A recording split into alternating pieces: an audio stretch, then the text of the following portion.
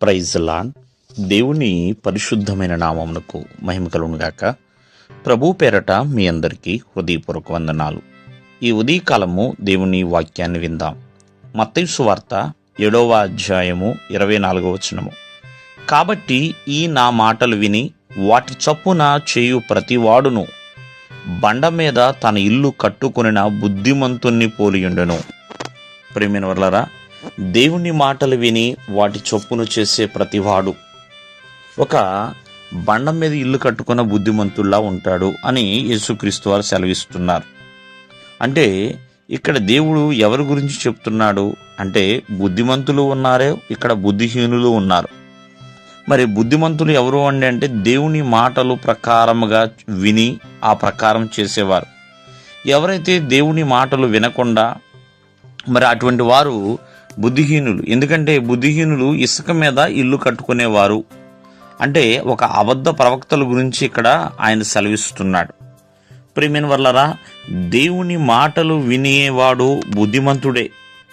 ఎందుకంటే దేవుని మాట శాశ్వతమైనది, స్థిరమైనది, నిత్య జీవమైనది. ఆకాశము గతించినా భూమి గతించినా నా మాటలు గతింపవు అని దేవుని యొక్క వాక్యము సెలవిస్తుంది. కాబట్టి ఈ రోజున మానవ జీవితంలో బాధలు, చింతలు ఎన్నో ఉన్నాయి.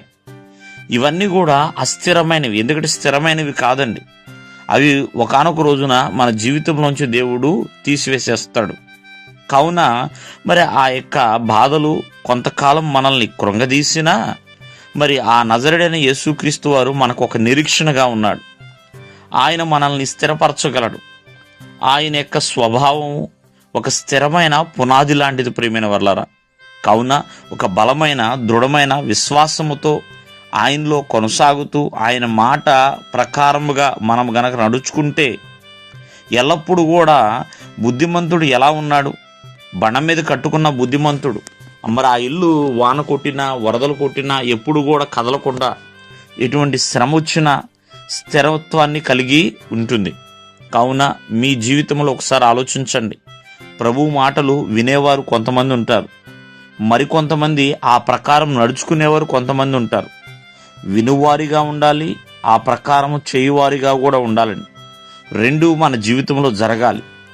చాలామంది వినటానికి వేగిరపడుతూ ఉంటారు, కానీ చేయడానికి చాలా నిదానిస్తూ ఉంటారు. వినడానికి బాగానే ఉన్నాయిలే, చెయ్యాలంటే చాలా బాధపడాల్సి వస్తుంది అన్నట్లుగా. కానీ రెండు చేసిన వాళ్ళకు మాత్రమే మరి ఆ మాటల ప్రకారముగా ఒక ఫలితాన్ని దేవుడు ఇవ్వగలుగుతాడు. కావున వినే వ్యక్తిగా ఉండాలి, ఆచరించే వ్యక్తిగా కూడా ఉండాలి. అప్పుడే మరి దేవునిలో ఒక విజయాన్ని మనము చూడగలుగుతాం. ఈ ఉదయకాలం ముందు ఆలోచించు. ప్రభు మాటలు వింటున్నావు, ఆ ప్రకారం నడవగలుగుతున్నావా? ఎప్పుడైతే ఆ ప్రకారం మనం నడుస్తామో బండ మీద తన ఇల్లు కట్టుకున్న బుద్ధిమంతుల్లాగానే ఉంటాం. చూడండి, చాలామంది ఇసుకలో కట్టుకుంటే ఆ ఇళ్ళు కూలిపోతాయండి. ఇసుకలో కట్టిన ప్రతి పని కూడా నిష్ఫలితమే, ఫలితాన్ని ఇచ్చేది కాదండి. బండ మీద కట్టబడితేనే దానికి ఒక మంచి ఫలితం అనేది ఉంటుంది. దేవుడు మిమ్మల్ని ఆశీర్వదించును గాక. ఆమేన్.